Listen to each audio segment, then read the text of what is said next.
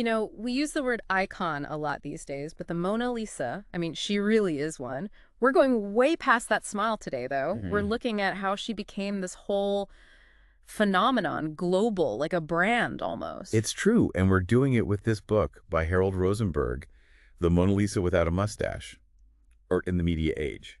Perfect source for this, right? It's like Rosenberg gives us this, I don't know, like a key to decode how technology, digital stuff, and all the media has changed how we see art. Mm. And, well, I mean, who better to show this than the Mona Lisa herself? The perfect example. She really is. I mean, think about it. You've seen her on what? T-shirts, mugs, those memes even. Hmm. She's everywhere, totally separate from that actual painting in the Louvre. I know, right? Everywhere Yeah. except the Louvre. And Rosenberg, he calls this schizophrenia, like the image is split from the artwork itself. Powerful idea when Yeah. you think about it. What happens when you copy a piece of art so much, it's everywhere? Does the original still have power? Does it change how we even experience it? That's a good question. Makes me think of, I don't know, brands we see all the time. Coca-Cola, McDonald's, everyone knows them. Global. Is that what's happening to the Mona Lisa? Like she's the Coca-Cola of art. It's a fascinating comparison, isn't it? Because that global recognition, yeah, it makes her a product in a way. But then we got to ask, what does that do to how we value art, especially in this world? Globalization, to consumerism, everything. Is art about that unique, special object anymore? Or is it something we, I don't know, consume and then toss away like anything else we buy? Kind of unsettling to think about a masterpiece like that being treated like, just another thing. Yeah. But it connects to what Rosenberg says about how technology changes how we experience art, like in a museum. Right, He right. talks about visiting museums now, and he feels like, what does he say, a digital immigrant? He does, yeah. Remembers when art felt like mysterious, better than us. You had to earn the right to appreciate it almost. Like a secret society. Yeah, but now, digital platforms, boom, access for everyone, virtual tours, finding artists on whatever, social media, even buying art It online. is a different world, yeah. So that feeling of like earning it, it's gone, no more velvet rope. Kinda, yeah. And that's where it gets interesting. It's good, right? Democratizes art. Anyone online can see it. But does it cheapen it too? Less special because it's so easy to get to. Maybe it's less about like magic and more about where you see it. Like Mona Lisa on your coffee mug, sure, but standing right there in the Louvre, the real deal. Yeah, Gotta hit different. Right.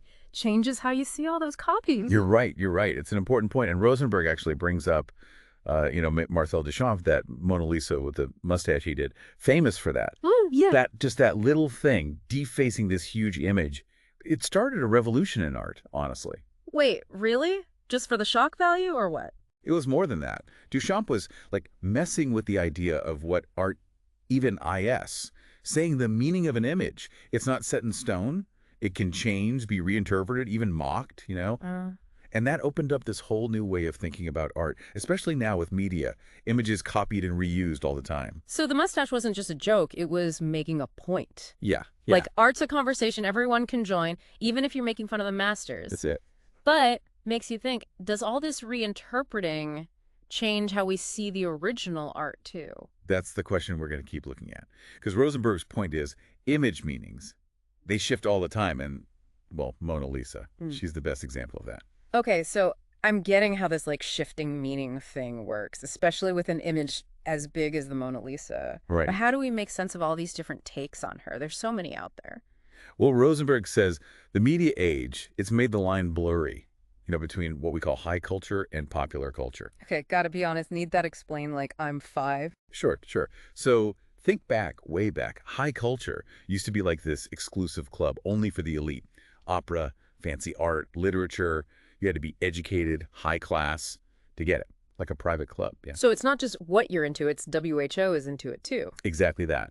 But then mass media, bam, changes everything. Suddenly everyone can get to this stuff. And what happens? Popular culture starts using bits of high culture. And the other way around too. The line's gone, basically. So the Mona Lisa, like the top of high art, she becomes a meme, a t-shirt, a symbol of like buying stuff. Exactly. She's in all those places at the same time. It's not one or the other anymore. I read that this like mixing actually makes people more interested in the actual artwork. Really interesting, right? And Rosenberg talks about that too. He's saying these like modern makeovers, the new ways we see her, they actually understand the original, Yeah. not take away from it. Like each new version, it adds meaning. We see her in a new light, right? Yeah, yeah. By seeing her through all these, like, lenses, we see how complex she is. Think about it. You see Mona Lisa on your mug every day, and you're there in the Louvre, the real one. Wow. That experience, it's got to be richer because of all those meanings you already have in your head. You realize there's way more to her than just that little smile. She's like a blank canvas. We put our own ideas on her. Hmm. But what about the people making these new versions? What are they doing it for? Statement. Just for fun. Probably a bit of both. Some artists, they're making social commentary, some are being funny, and some, like Rosenberg says, they're making the Mona Lisa, well, personal. Making her theirs. I can Ah. see that. In a world full of images, gotta stand out, make your mark, even if it's on something as famous as the Mona Lisa. And in a way, isn't that appreciation too? You're taking this, like, almost mythical image and finding a way to, I don't know, connect with it, make it fit your life. So adding a mask, making her a cat owner, are people saying, hey, she's just like me, dealing with the same stuff? Yeah, like humanizing her, Yeah. bringing her down from that high art pedestal. Makes her relatable. Exactly. And you're right, we see this a lot now. Yeah. Playing with classic art. Almost expected now. It's like she's this open project anyone can add to. Mm-hmm. Which brings us back to Rosenberg, his main point. Mona Lisa, she's more than a painting. A cultural thing, constantly changing, full of meanings in how people see her. And her journey. It shows us so much about how we do art in this digital age. Yeah. Not just looking at it anymore. It's participation, talking about it, and yeah, even messing with it a little. It's like a contradiction, right? We can get to the Mona Lisa easier than ever before. Anyone, phone in their pocket, boom, there she is. But she's also become like the super complex thing culturally. Yeah. More we copy her, the harder it is to really get her, you know? It's because each new take on her adds another meaning, another way of Yeah. seeing her and what she's about. Not just that painting on the wall anymore. It's this whole web of ideas connected to her over time. So are we adding to that web but moving further away from the, I don't know, the real Mona Lisa? Is that possible? It's not about getting further away from the original. It's more like we understand it better now, W. We see her through our own time. And that adds something, makes it richer. Like, think of it this way. Every generation, they got their Mona Lisa, the version that speaks to what's going on right then. Oh, I get it. Right. Like she's this, a group project almost, high art, pop culture, all mixed up. Exactly. And that mix, that's what Rosenberg says is huge E in the media age. Mona Lisa is this masterpiece in a museum, but also a meme, a T-shirt about buying stuff. And it all adds to what she means. So she's not just showing us our time, she's changing with them too. What we see in her, it's about US as much as it's about Da Vinci. And that's what makes her so, I don't know, interesting forever. She's a reflection, of our values, what we're obsessed with. Those change, and bam, how we see Mona Lisa changes too. Gotta say, this whole thing's been eye-opening. Thought I knew her, but nah, just scratching the surface. It's crazy what you find when you dig deeper. It is. It is. So, covered a lot today, schizophrenia, her makeovers, all that.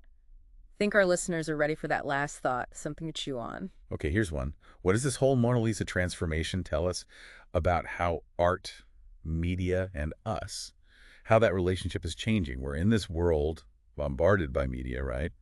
Are we losing something with all this reinterpreting, remixing culture all the time? Or is this just, I don't know, the natural way things go with art now? No easy answer, but worth thinking about. It really is. And I hope everyone listening, they'll take that challenge, dive into Rosenberg's book, see what else they can find. So until next time, keep questioning, keep exploring, keep those deep dives going.